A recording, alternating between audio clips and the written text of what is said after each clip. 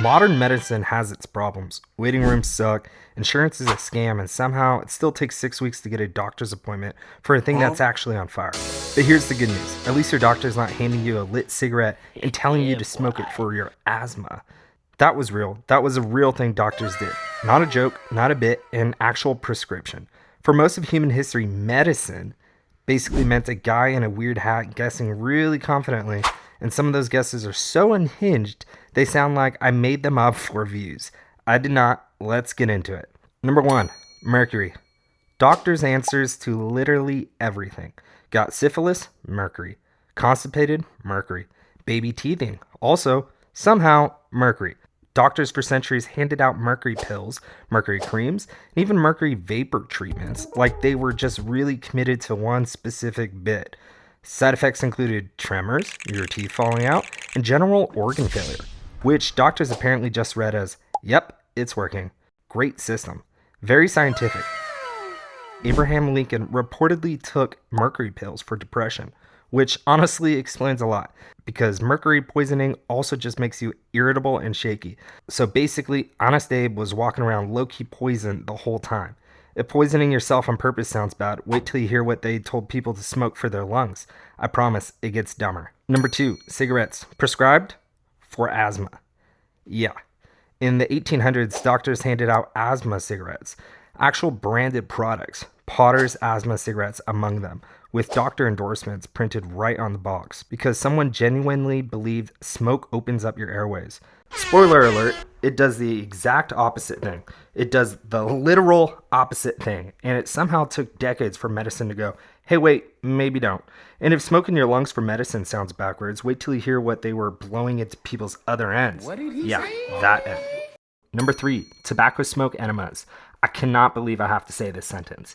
Doctors in the 1700s and 1800s used an actual device to blow tobacco smoke directly up someone's butt, believing it could revive drowning victims and cure headaches, cholera, you name it. This is genuinely, unironically, where the phrase blowing smoke up your ass comes from.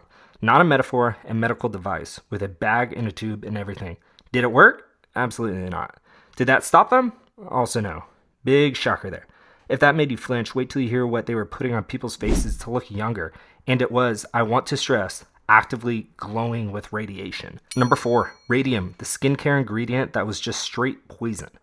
Early 1900s, radium gets marketed as a miracle youth ingredient, face creams, toothpaste, even bottled drinking tonics. One popular one, Radithor, was just radium dissolved in water, and people drank it on purpose daily, like a green juice, but it glows and kills you. A rich guy named Eben Byers drank so much of this stuff his jaw reportedly started disintegrating before he died of radiation poisoning, and his death was gnarly enough that it actually pushed the government to finally start regulating consumer products.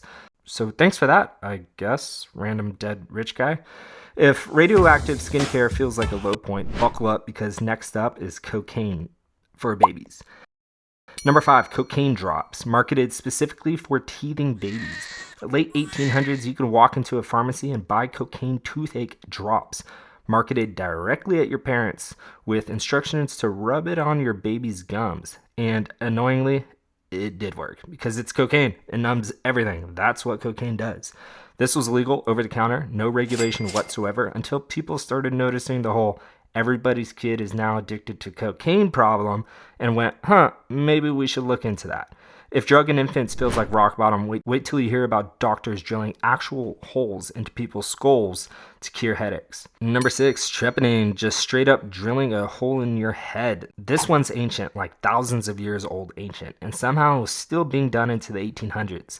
The idea was you drill or scrape a hole directly into someone's skull to release pressure or evil spirits or whatever apparently was trapped in there for headache, seizure, mental illness, the whole menu.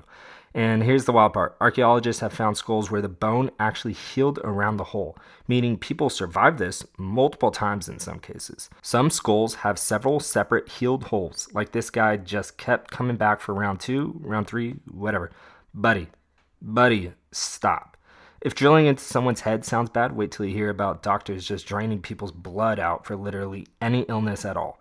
Number 7, bloodletting, the 2,000-year a long bit that just wouldn't die. For over 2,000 years, doctors across multiple civilizations believed illness came from an imbalance of your bodily fluids. And the fix for basically anything, fevers, infection, being sad, was to just open a vein and let the blood pour out.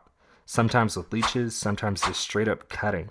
George Washington's own doctors bled him repeatedly while he was dying of a throat infection, draining an estimated 40% of his total blood in under 24 hours. 40%. The founding father of the United States may have been bled to death by well-meaning idiots with a knife and a bowl. If bloodletting a founding father sounds bad, wait till you hear what they dosed an Olympic athlete with to help him win gold. That brings us to number 8, strychnine. Yes, the rat poison, as a performance enhancer. Small doses of strychnine, again, rat poison, the stuff you buy to kill rats, were used throughout the 1800s and early 1900s as a stimulant for fatigue and even given to early Olympic athletes to boost performance. Marathon runner Thomas Hicks won gold at the 1904 Olympics after his trainers dosed him with strychnine and brandy multiple times during the race to keep him upright. He nearly died crossing the finish line. Nearly died. Still got the medal though, so worth it, I guess, according to whoever made that call. If poisoning an athlete for gold feels extreme, wait till you hear about the beauty treatment that used actual x-rays on your face. Number 9, x-ray hair removal, because nobody understood radiation yet, apparently. Early 1900s salons and doctors' offices offered x-ray treatments as a painless, permanent way to remove unwanted body hair, and thousands of women went in regularly for this, completely unaware that radiation is not something you casually blast on your face for cosmetic reasons. Years later, a lot of these women developed radiation burns and skin cancer, and it took doctors decades to even connect the dots back to, oh yeah, radiation causes cancer. And finally, the last one on this list involves a company you've definitely bought products from, selling actual heroin as cough medicine. Number 10, heroin, marketed by Bayer, the aspirin people, as cough medicine. Bayer, the exact same company that makes the aspirin in your medicine cabinets right now, originally marketed heroin as a safe, non-addictive cough suppressant starting in 1898, over the counter. Recommended for kids, coughs, and colds, a pharmaceutical company mass-marketed heroin with packaging like it was cough drops. Did it suppress coughs? Sure, technically. Heroin will make you stop caring about basically everything else, including your cough. Did it also create a massive addiction crisis that governments had to ban by the 1920s? Also yes. Great system. Nobody involved in any of this thought it through even a little. So there you go, 10 actual medical treatments that make bloodletting sound almost reasonable by the end of this list. Which one of these would have made you just personally refuse to go to the doctor that day? Let me know in the comments. And if you like this one, go check out the last video where I went through 10 actual diseases that took down entire civilizations. Way more messed up than a little cocaine on the gums. Hit like and subscribe while you're at it. It genuinely helps the channel this new.